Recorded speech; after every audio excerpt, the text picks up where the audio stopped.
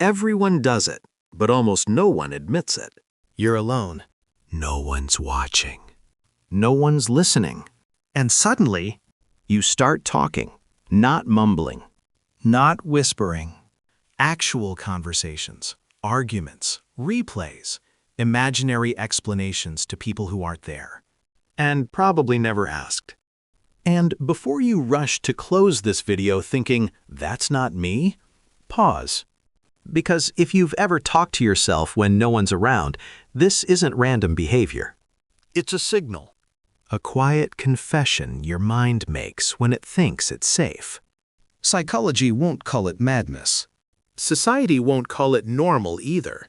It lives in that uncomfortable middle space, where self-awareness turns into something darker. And if you do this regularly, chances are you carry traits most people don't like to talk about. Not because they're rare, but because they're unsettling. Let's start with the first one. You have an overactive internal world. And no, that's not a compliment. Your mind doesn't shut up, ever. While others relax, your thoughts pace back and forth like trapped animals. Conversations replay, future scenarios rehearse themselves. Arguments that never happened somehow feel real enough to win. Talking to yourself is what happens when your inner voice gets tired of being ignored. So it steps outside. Out loud. People with quieter minds don't need this. They think something. Feel something. Move on. You, on the other hand, dissect, analyze, interrogate your own thoughts like a crime scene. And here's the uncomfortable part. You don't talk to yourself because you're lonely. You talk to yourself because your mind refuses to be silent. It's a mind built for patterns, connections, and overthinking everything, including things that don't deserve the attention, especially those. Sarcastic twist. You probably give better advice to imaginary versions of people than you do to yourself in real life. Which leads us to the second trait. You have a fractured sense of self-awareness. That sounds dramatic. It is. When you talk to yourself, you're not just speaking. You're splitting. One part of you observes. One part reacts. One part judges. One part defends. You become both the therapist and the patient. The accuser and the witness. Most people experience thoughts. You hold conversations with them. That level of self-dialogue means you're constantly monitoring yourself, your words, your reactions, your mistakes. You don't just feel emotions, you analyze why you're feeling them, whether you should be feeling them, and how they might look from the outside. It's exhausting, but also dangerous in a subtle way. Because when you're this self-aware, you can't lie to yourself easily. You know when you're avoiding something. You know when you're pretending. You know when you're settling. So you argue with yourself instead. Out loud. And yes, it makes you look unhinged to anyone who accidentally overhears. But internally, it's your mind trying to keep itself in check. The third trait is where things get darker. You rehearse reality because you don't trust it. Talking to yourself often means you're preparing, explaining things that haven't happened yet, defending yourself against imaginary accusations, practicing responses you hope you'll never need. That doesn't come from confidence. It comes from anticipation of conflict. Somewhere along the way, you learned that being unprepared costs you something. Maybe embarrassment. Maybe rejection. Maybe emotional damage. So now you simulate reality before it arrives. You talk through conversations to feel safe inside them. You repeat explanations to make sure you won't be misunderstood. You argue out loud because silence feels like losing control.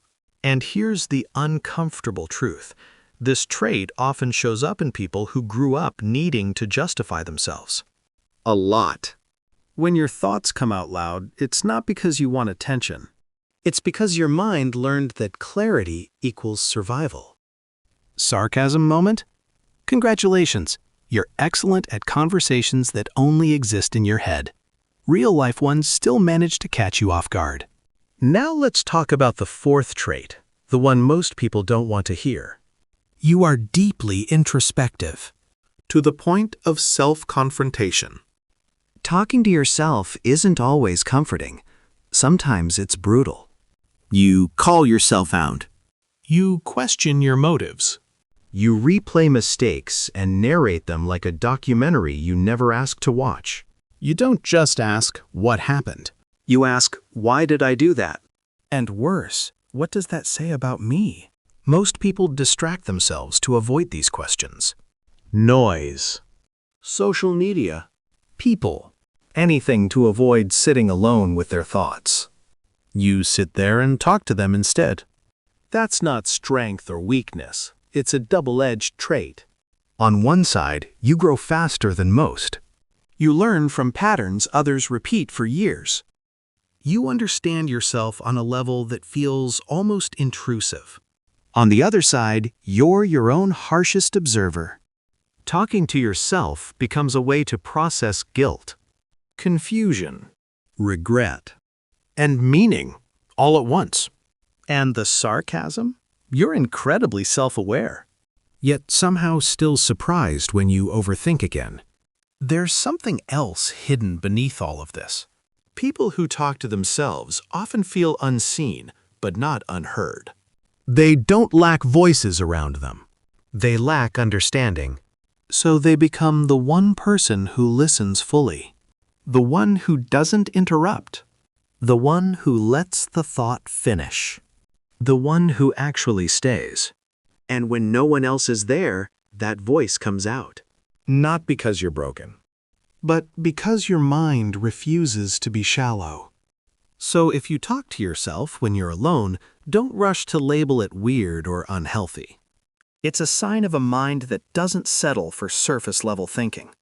A mind that dissects, rehearses, questions. and confronts itself when the world isn't watching. Just remember one thing. If your inner voice is loud enough to escape into the room, make sure it isn't the only one you listen to. Because self-awareness without balance doesn't turn into wisdom. It turns into an endless conversation you never get to escape. So next time you catch yourself arguing with an empty room, don't flinch, don't hide. That voice is you, raw, unfiltered, and relentless.